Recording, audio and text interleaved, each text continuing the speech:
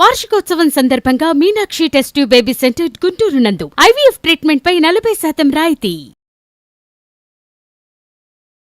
నమస్తే, welcome to Suman TV. Present మనతో పాటు ఉన్నారు సైకియాట్రిస్ట్ డాక్టర్ చక్రవర్తి గారు. నమస్తే సార్. నమస్తే అమ్మా.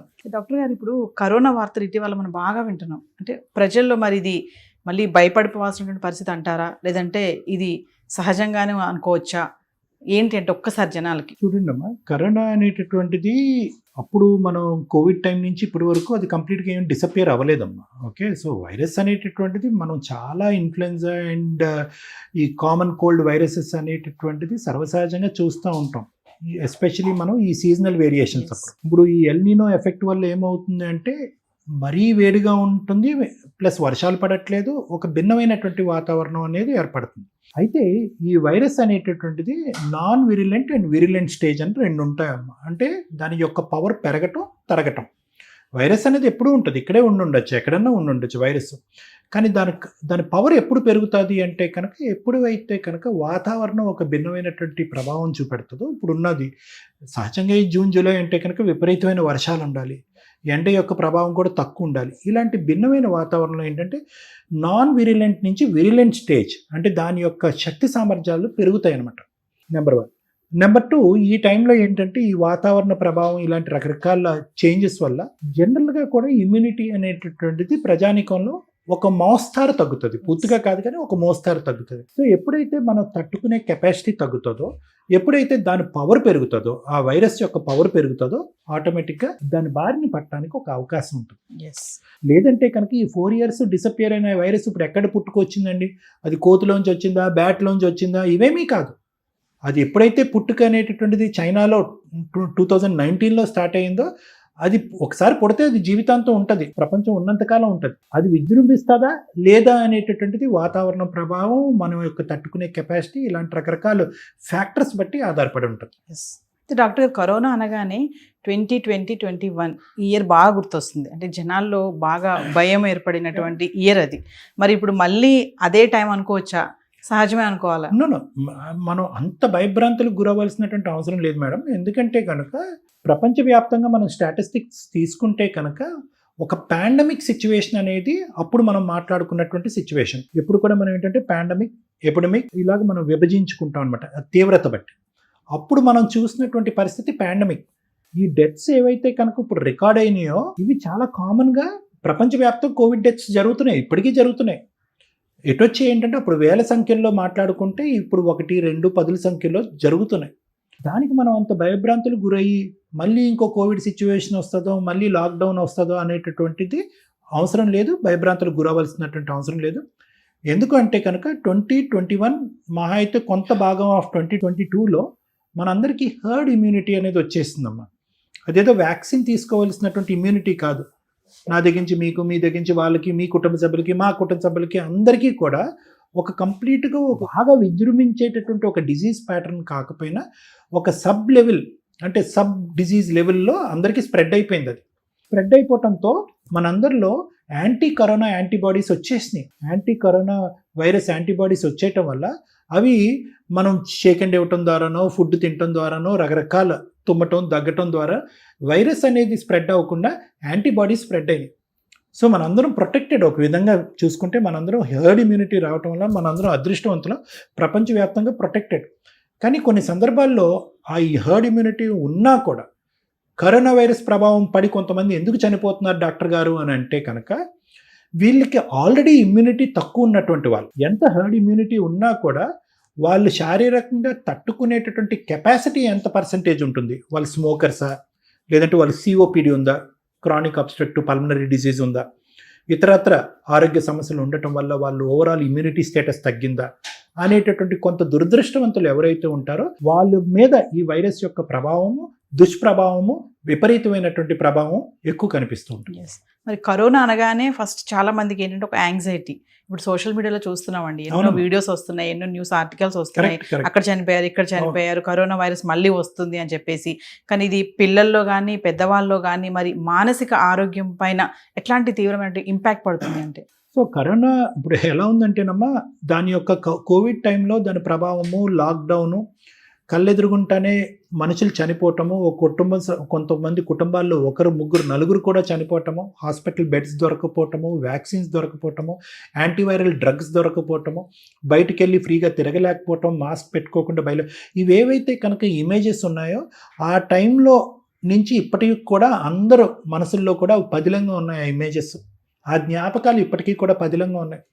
దానివల్ల ఏమవుతుందంటే కరోనా, కోవిడ్ ఇలాంటి పదాలు చాలామందికి అది రాదు, ఇలాంటి మాలాంటి వాళ్ళు ఎక్స్ప్లెయిన్ చేసి ధైర్య సాహసాలు నింపేటటువంటి ప్రయత్నం చేసినా కూడా డాక్టర్స్ కోవిడ్ టైంలో వచ్చినటువంటి హర్డ్ ఇమ్యూనిటీ కానీ, తర్వాత వ్యాక్సిన్స్ గురించి కానీ ఇవన్నీ చెప్పినా కూడా ఆ జ్ఞాపకాల వల్ల చాలామందికి ఇది ఒక పోస్ట్ ట్రామాటిక్ స్ట్రెస్ డిసార్డర్ లాగా అయిపోయింది. PTSD అని మీరు వినే ఉంటారు. అంటే సంఘటన అయిపోయి 4-5 సంవత్సరాలు 6 సంవత్సరాలు అయినా కూడా ఇప్పటికీ కూడా ఆ జ్ఞాపకాలు, ఆలోచనలు, జరిగినటువంటి సంఘటనలు అందరికీ కూడా ఒక సినిమా లాగా కళ్ళకు కట్టినట్టుగా ఉన్నాయి జీవితాలు. సో దానివల్ల ఏంటంటే తెలియకుండానే కరోనా అనేటటువంటి అంశం ఒక యాంగ్జైటీని నింపుతుంది, ఒక అభద్రతని క్రియేట్ చేస్తుంది.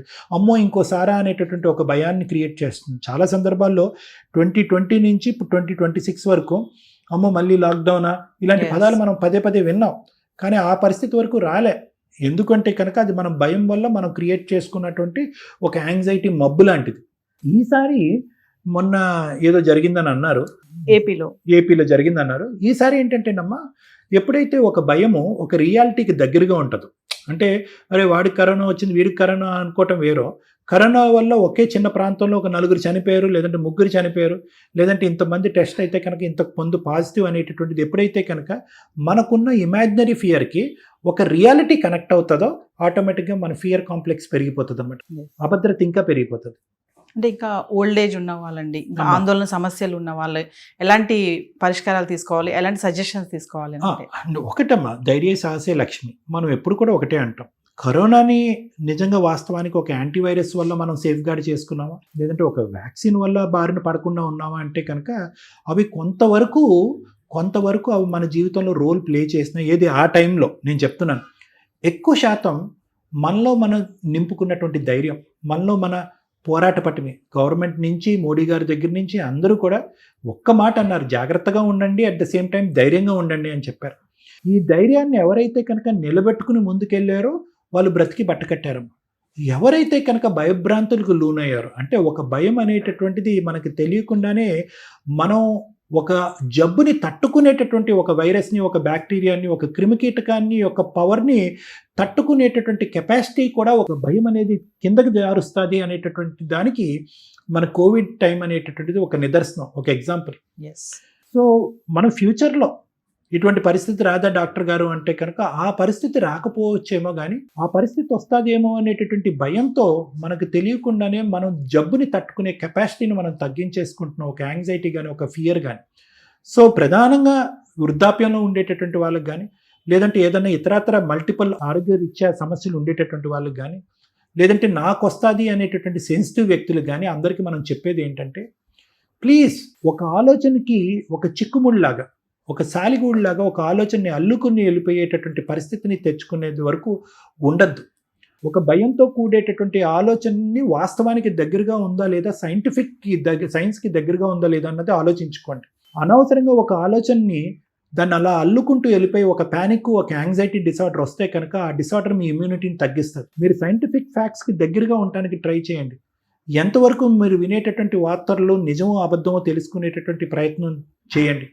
అందులో నిజం లేకపోతే కనుక దయచేసి ఆ భయం అనేటటువంటి భావాన్ని తీసి పక్కకు పడేసేయండి. ఒక భయంతో ఉండటం అనేటటువంటిది ఈజ్ ఈక్వల్ టు ఒక జబ్బుతో పాటు ప్రయాణం చేయటం. కొన్ని ఫ్యామిలీస్ గురించి మన సొసైటీ గురించి మాట్లాడుకుంటే డాక్టర్ గారు, కొన్ని ఫ్యామిలీస్లో ఏంటంటే కొంతమంది భయపడిపోతూ ఉంటారు, కొంతమంది ధైర్యంగా ఉంటారు. మరి అలా భయపడిపోయే వాళ్ళకి మరి ఎలాంటి ధైర్యమైన మాటలు చెప్పాలి అని? మంచి ప్రశ్న అమ్మా. ఎందుకంటే అందరికీ ఒకటి చెప్తాం, ఒక సెన్సేషనల్ న్యూస్ మాట్లాడుకున్నంతసేపు బాగానే ఉంటుంది, కానీ ఆ సెన్సేషను కొన్ని సున్నితమైన స్వభావం ఉండేటటువంటి వాళ్ళ మీద ఎటువంటి ప్రభావం చూపెడుతుంది అనేటటువంటిది కూడా మనం గుర్తు పెట్టుకుని అటువంటి అంశాలు మన కుటుంబంలో మాట్లాడుకోవచ్చా వద్దా అనేది చాలామందికి నేను చెప్తూ ఉంటాను. అన్నెసెసరీ న్యూస్ ఛానల్స్ చూడొద్దు, అన్నెసెసరీ ఎక్కడో ఏదో జరిగింది, ఏదో మాస్ సూసైడ్ చేసుకున్నారు, ఇంకోటి ఏదో హత్య జరిగింది, ఇలాంటి న్యూస్ ఏదైతే ఉన్నాయో అవి అనవసరంగా మన లోపల ఒక న్యూరోకెమికల్ డిస్టర్బెన్స్ అనేటటువంటిది క్రియేట్ చేస్తూ ఉంటుంది. సో మన కుటుంబంలో ఎటువంటి వార్తల గురించి మాట్లాడుకోవాలి, మాట్లాడుకోకూడదు, ఎటువంటి ఛానల్స్ చూడాలి, చూడకూడదు అనేటటువంటిది మన కుటుంబ సభ్యుల యొక్క వైఖరి, ఆలోచన, వ్యక్తిత్వం బట్టి అటువంటివి డిస్కస్ చేసుకుంటే మంచిది. అనవసరమైనటువంటి సబ్జెక్ట్స్ మాట్లాడుకోవటం, భయానికి లోన్ అవటం, తర్వాత ఏమీ లేదులే అని చెప్పి వదిలేయటం అనేటటువంటిది ఒక పరిపాటి అయిపోయింది. సెన్సేషనలిజం అంటాం, ఇది ఒక డిజీజ్. సమాజంలో ఉండే ఈ సెన్సేషనలిజం అనేటటువంటిది ఒక డిజీజ్. ఎందుకు సెన్సేషన్ చేసుకుంటామో మనకు తెలియదు. ఇప్పుడు ఈ కరోనా ఈ సమస్య కూడా ఒక సెన్సేషన్ చేసేసుకుంటాం, ఒక 3 రోజుల తర్వాత అదేం లేదులే అని అనుకుంటాం. ఎందుకు అనవసరంగా ఒక టెర్రరిజం అనేటటువంటి ఒక భయంకరమైన అట్మాస్ఫియర్ని మనం క్రియేట్ చేసుకోవాలి. అది క్రియేట్ చేసుకున్న తర్వాత మళ్ళీ అది తగ్గించుకోవాలి. ప్రత్యేకంగా పిల్లలు, నేను చెప్పేది ఏంటంటే కనుక పిల్లలు యూజువల్గా అడ్వెంచరస్ న్యూస్కి చాలా ఈజీగా గ్రాప్ చేసుకుంటారు. ఇప్పుడు ఇదే డిస్కషన్ మన ఇంట్లోకి వెళ్ళి, అరే నీకు తెలుసా పలానా ప్రాంతంలో 4 కరోనా వల్ల డిజీజ్ చనిపోయారు అనగానే పిల్లలు అనవసరంగా ఉలిక్కి పడతారు, భయభ్రాంతులకు లోనవుతారు, రాత్రి నిద్రపోరు, కొంతమందికి పీడకలు వస్తూ ఉంటాయి. అటువంటి అట్మాస్ఫియర్ అనవసరంగా ఏంటంటే పిల్లలు ఎదురుగుంటే డిస్కస్ చేయకూడదు. ఆ పిల్లలు వెళ్ళి ఇంకో బస్సులో ఇంకో 4 పిల్లలతో మాట్లాడుతూ ఉంటారు. కాబట్టి నేను అనేది ఏంటంటే what we discuss will create the atmosphere in our house. కాబట్టి ఆ డిస్కషన్స్ రాకుండా మనం జాగ్రత్త పడటం మంచిది. ఒకవేళ పిల్లలు ప్రశ్నిస్తే అండి, మరి ఏంటి కరోనా వస్తుందంట, మళ్ళీ లాక్డౌన్ ఉంటుందా, మనకు హాలిడేస్ వస్తాయా, ఎలాంటి కేరింగ్స్ ఎలా ఉండాలి, ఏంటి, మళ్ళీ అందరం ఇంట్లోనే ఉంటామా, క్వశ్చన్స్ వేస్తూ ఉంటారు. మంచి ప్రశ్న అమ్మా. పిల్లలకి ఏదైనా యూజువల్గా బిట్వీన్ 8 to 15 years పిల్లలు, టీనేజ్లో ఉండేటటువంటి పిల్లలు, యంగ్ ఏజ్లో ఉండే పిల్లలు, తెలియని వయసులో ఉండేటటువంటి పిల్లలకి ఎప్పుడూ కూడా వాళ్ళకి ఏదైనా ఎక్స్ప్లెయిన్ చేయాలంటే కనుక ఫస్ట్ అది మనం ఏదైతే ఎక్స్ప్లెయిన్ చేయాలి అనుకుంటున్నటువంటి సబ్జెక్ట్ మీద మనకు పూర్తి స్థాయి అవగాహన, ఆలోచన ఉందా లేదన్నది మనం తెలుసుకోవాలి. ఉన్నది లేనట్టుగా కానీ, లేనిది ఉన్నట్టుగా కానీ, లేకుండా ధైర్యం చెప్పడం కానీ, లేదంటే లేని దానికి ఎక్కువగా భయపెట్టే పరిస్థితి పిల్లలకి రాకూడదు. ఫస్ట్ ఫర్ ఎగ్జాంపుల్ అలా రాకూడదు అంటే కనుక మనం ఆ సబ్జెక్ట్ మీద ఎంత గ్రిప్లో ఉన్నాము అనేటటువంటిది చాలా ఇంపార్టెంట్. పిల్లలకి ఎప్పుడూ కూడా ఫ్యాక్చువల్ బేసిస్ మీద, సైంటిఫిక్ బేసిస్ మీద మాట్లాడటం మంచిది. కమింగ్ టు మరి మనం సిమ్టమ్స్ గురించి మాట్లాడుకుంటే సార్, మరి అప్పట్లో కరోనా అంటే కొన్ని సిమ్టమ్స్ చెప్పేవాళ్ళు, మాస్క్ పెట్టుకోవాలి అని చెప్పారు, దూరంగా ఉండాలి అన్నారు, ఎక్కువ గ్యాదరింగ్స్ చేయొద్దు అని చెప్పారు. మరొకసారి మన సిమ్టమ్స్ గురించి మాట్లాడుకుంటే సబ్ సిమ్టమల్ ఇప్పుడు ఏవైతే కనుక మీరు చూసారో ఈ మధ్యకాలంలో జరిగినవని చాలా చోట్ల ఏంటంటేనమ్మా, ఎప్పుడైతే ఒక వైరస్ యొక్క విరిలెన్స్, ఒక వైరస్ యొక్క గోల్డెన్ ఫేస్ అని అంటూ ఉంటాం, ఆ ఫేస్ పోయిన తర్వాత అది అంత విరిలెంట్గా లేనప్పుడు సబ్ సిమ్టమ్స్ ఎక్కువ ఉంటాయమ్మా. అంటే సిమ్టమ్స్ అంటే కనుక జలుబు, ముక్కు, దగ్గటము, జ్వరం రావటము, నీరసంగా ఉండటం అలాగ ఉండవమ్మా. ఇవన్నీ కూడా చాలా సబ్ సిమ్టమాటిక్గా ఉంటాయి, అసలు వచ్చి రానట్టు, ఉండనట్టు ఉంటాయి. సో కాబట్టి సిమ్టమ్ బేసిస్ మీద మనం జాగ్రత్తలు తీసుకునే దానికంటే సహజ సిద్ధంగానే జాగ్రత్తలు తీసుకోవటం మంచిదేమో. ఆరోగ్యకరమైనటువంటి పోషణ అంటే మంచి హెల్తీ ఫుడ్, న్యూట్రిషియస్ ఫుడ్ తీసుకోవటము, ఎక్కువగా గ్యాదరింగ్స్ ఉండేటటువంటిది వీలైనంత వరకు అవాయిడ్ చేయటము, వీలైనంత వరకు షేక్ అండ్ ఇలాంటివి లేకుండా నమస్కారం అనేటటువంటి సంస్కారాన్ని నేర్చుకోవటము. అంటే ఇలాంటివి మ్యాండేటరీగా చేయవలసినటువంటి అవసరం లేకపోయినా కూడా సహజంగా చేసినా కూడా అవి ఒక విధంగా మనకి ప్రొటెక్టివ్ మెజర్స్. దగ్గేరో, తుమ్మేరో ఇలాంటి వాటికి మనం ఎక్కువగా ఫోకస్ చేస్తే ఏమవుతుందంటే ప్రజల్లో భయభ్రాంతులకు గురి చేసినటువంటి వాళ్ళం అవుతాం మనం. అమ్మో వాడు దగ్గుతున్నాడు, వాడు కరోనా ఉందేమో, వీడు తుమ్ముతున్నాడు. No, it may not be. దాని యొక్క ఛాన్స్ ఇప్పుడు ఉండేటటువంటి స్టాటిస్టిక్స్ బట్టి చూసుకుంటే it may not be even 0.01%. ఇంకా ప్రతి దగ్గు, తుమ్ముకి మనం భయపడేటట్టు అయితే కనుక మనుషులు కలుసుకోవటం, మాట్లాడుకోవటం కూడా తగ్గిపోతుంది. అవసరం లేకుండా మాస్కులు, అవసరం లేకుండా శానిటైజర్లు వాడేసేటటువంటి ఆ పాత పరిస్థితికి మనం వెళ్ళిపోతూ ఉంటాం. యూజువల్గా మన ఇమ్యూనిటీని పెంపొందించుకునేటటువంటి విధంగా మంచి హెల్దీ ఫుడ్, హెల్దీ డైట్, తర్వాత ఏంటంటే హెల్దీ స్లీప్ ప్యాటర్ను, ఎక్సర్సైజు, ఇలాంటి వాటిని మనం నమ్ముకుని ముందుకెళ్తే మంచిదమ్మా. నెంబర్ 1, వీలైనంత వరకు మాసెస్ ఉండేటటువంటి క్రౌడెడ్ ఏరియాస్ని అవాయిడ్ చేయడం మంచిది. వీలైనంత వరకు skin to skin contact, hand to hand touch, కరచాలను చేయడం అనేటటువంటిది అవాయిడ్ చేస్తే మంచిది. అప్పుడు తీసుకునేవే, but at lesser intensity. So doctor గారు, అయితే ఇందాక మీరు అన్నారు యాంగ్జైటీ డిజార్డర్ అని చెప్తున్నారు కదా, మరి ఎలాంటి లక్షణాలు కనిపిస్తే ఇమీడియట్లీ సైకియాట్రిస్ట్ని కలవాలి అంటే? సో యూజువల్గా ఇలాంటి వాటిలో యాంగ్జైటీ డిసార్డర్ అంటేనమ్మా మనం మాట్లాడేసి వదిలేస్తూ ఉంటాం. ఇప్పుడు మీరు మాట్లాడారు, నేను మాట్లాడేసాను, ఈ సబ్జెక్ట్ ఇంటి వదిలేసి ముందుకు వెళ్ళిపోతాం. కానీ యూజువల్గా ఈ యాంగ్జైటీ ఉండేటటువంటి వాళ్ళు ఏంటంటే అదే సబ్జెక్ట్ మీద ఎక్కువ ఫోకస్ చేసి, అదే సబ్జెక్ట్ మీద ఎక్కువ మాట్లాడుతూ, అదే సబ్జెక్ట్ మీద ఎక్కువ రీసెర్చ్ చేసి, గూగులింగ్ చేసి, దాని నుంచి ఇంకా ఫ్యాక్ట్స్ ఐడెంటిఫై చేయటం కానీ, లేదంటే అంతటితో నాకేమైనా జ్వరం వచ్చిందా, నేను ఎక్కువ దగ్గుతున్నానా అని చెప్పి ప్రతి దగ్గుకి, ప్రతి తుమ్ముకి డాక్టర్ దగ్గరికి వెళ్ళిపోయి సందర్భానుసారం అసందర్భమైనటువంటి టెస్టులు చేయించుకుంటూ, ఇంట్లో వాళ్ళందరికీ కూడా అదే డిస్కషన్ పెట్టుకుని వాళ్ళను కూడా జాగ్రత్తలు తీసుకోమంటూ, వాళ్ళని భయభ్రాంతులకు గురి చేసుకుంటూ, ఎక్కువగా ఆ ఆలోచన వల్ల నిద్రలేని సమస్య రావటము, ఆ ఆలోచన వల్ల నలుగురితో మాట్లాడలేకపోవటం, లేదంటే వర్క్ కూడా వెళ్ళలేకపోవటం, వర్క్ రిలేటెడ్ కాన్సన్ట్రేషన్ చేయలేకపోవటం, ఇలాంటివి వస్తే కనుక యూజువల్గా యాంగ్జైటీ ఎక్కువ అవుతుంది, అసలు సమస్య కంటే వేరే సమస్య ఎక్కువ అవుతుందని భావించాలి. దాన్ని యాంగ్జైటీ డిసార్డర్ అంటారు. పానిక్ అటాక్స్, కరోనా లక్షణాలు ఇవన్నీ ఒకటే అనుకోవచ్చా అండి? అంటే యూజువల్గా ఏమవుతుందంటేనమ్మా, యాంగ్జైటీ ఎంత విచిత్రమైన మానసిక సమస్యలు, ఎంత విచిత్రమైన సమస్యలు అంటే, నువ్వు ఏదైతే ఊహించుకుంటావో, ఏదైతే ఆలోచించుకుంటావో అది నీ పక్కన వచ్చి కూర్చుంటుంది. ఇప్పుడు నేను ఇలా కూర్చున్నాను, నాకు జ్వరం వచ్చిందేమో అంటే వాడికి జ్వరం వస్తుంది. నాకు నిద్ర పట్టట్లేదంటే పట్టదు. నాకు ఏదో తెలియని సమస్య వచ్చిందేమో అంటే కనుక తెలియని సమస్య. సో నేను అనేది ఏంటంటే కనుక, కరోనా ప్రస్తుతం ఉండేటటువంటి పరిస్థితి కంటే మనకు తెలిసి తెలియకుండా పెంచుకుని పెద్ద చేసుకునేటటువంటి యాంగ్జైటీ ప్రాబ్లమే ఎక్కువ. కాబట్టి ముఖ్యంగా కావాల్సింది ఏంటంటే అవగాహన, అన్నెసెసరీ ఇన్పుట్ స్ప్రెడ్ చేయకుండా ఉండటము, అన్నెసరీ డిస్కషన్స్ ఎంకరేజ్ చేయకుండా ఉండటం. అవగాహన అనేది చాలా ఇంపార్టెంట్. సో డాక్టర్ గారు, మరి ఫైనల్లీ ఒక సైకియాట్రిస్ట్గా మరి మీరు ప్రజలకు ఇచ్చేటటువంటి సలహాలు కానీ సూచనలు ఏమైనా ఉన్నాయా? ప్రజలందరికీ చెప్పేది ఏంటంటే, అనవసరంగా భయభ్రాంతులు గురవ్వాల్సినటువంటి అవసరం లేదు. ఎవరో అది చెప్పారు అనేటటువంటి మాటలు నమ్మవలసినటువంటి అవసరం లేదు. మనం సైంటిఫిక్ బేసిస్ మీద సైన్స్కి దగ్గరగా ఉందాం. ఎందుకంటే ఒకప్పుడు ఆ టైంలో మనం డీల్ చేయలేనటువంటి కరోనాకి వర్స్ట్ కమ్ సినారియో వచ్చిందే అనుకోండి, దాన్ని డీల్ చేయగలిగేటటువంటి కెపాసిటీలో సైన్సు, సైంటిఫిక్ ప్రాసెస్, డాక్టర్స్ అందరూ రెడీగా ఉన్నారు. దానికి సంబంధించినటువంటి వ్యాక్సిన్స్ ఉన్నాయి, దానికి సంబంధించినటువంటి యాంటీవైరల్ డ్రగ్స్ ఉన్నాయి. మీకు మీరుగా అనవసరంగా భయభ్రాంతులకు గురవ్వకండి, యాంగ్జైటీకి లోన్ అవ్వకండి. మూడోది ఏంటంటే, సహజ సిద్ధమైనటువంటి ఇమ్యూనిటీని పెంపొందించుకునే ప్రయత్నం చేయండి. టైంకి పడుకోండి, తినండి, లెగండి, పోషక విలువైనటువంటి ఆహార పదార్థాలతో కూడినటువంటి డైట్ని నమ్మండి, ఫిట్నెస్ అండ్ ఎక్సర్సైజ్ చేయండి.